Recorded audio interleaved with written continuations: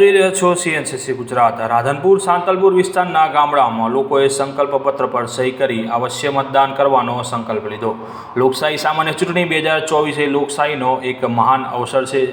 એથી આ અવસરમાં સહભાગી થવું સૌની નૈતિક ફરજ પણ છે। તારીખ 7/5/2024ના રોજ રાજ્યમાં ત્રીજા તબક્કામાં મતદાન થવાનું છે। તેથી મતદાનની પ્રક્રિયા પહેલાં લોકો મતદાનથી વંચિત ન રહી જાય તે માટે જિલ્લા વહીવટીતંત્ર દ્વારા વિવિધ પ્રવૃત્તિઓ દ્વારા પ્રયત્નો કરવામાં આવી રહ્યા છે। પાટણ જિલ્લામાં સ્વીપ પ્રવૃત્તિઓ અંતર્ગત વિવિધ કાર્યક્રમો કરી તમામ કેટેગરીના મતદારોને મતદાન કરવા માટે પ્રેરિત કરવામાં આવી રહ્યા છે। આ પ્રયત્નોના ભાગરૂપે જિલ્લાના રાધનપુર અને સાંતલપુર લોટન આઉટ ધરાવતા મતદાન મથકોના નજીકના વિસ્તારોમાં લોકોએ સંકલ્પપત્રો પર સહી કરીને લોકશાહીના અવસરમાં સહભાગી થવાનો સંકલ્પ કર્યો છે।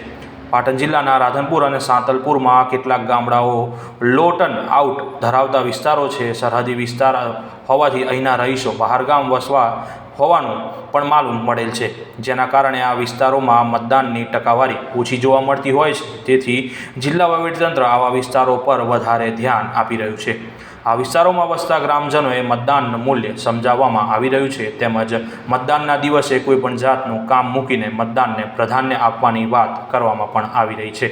સ્વીપ પ્રવૃત્તિઓ અંતર્ગત રાધનપુર અને સાંતલપુર તાલુકાનો લોટન આઉટ ધરાવતા મતદાન મથકોમાં નજીકના વિસ્તારોમાં મહિલા મતદારો અને 85 વર્ષ કે તેથી વધુ ઉંમરના વયોવૃદ્ધ મતદારોને મતદાન માટે જાગૃત કરવાના ઉદ્દેશ્યથી મતદાન કરવાના સંકલ્પપત્ર વાંચવામાં આવ્યા હતા। ત્યારબાદ તેઓએ મતદાન અવશ્ય કરવાનો સંકલ્પ કરીને સંકલ્પપત્ર પર સહી કરી હતી। આમ આ રીતે છેવાડાના વિસ્તારો સુધી આ પ્રવૃત્તિ ચલાવવામાં આવી હતી।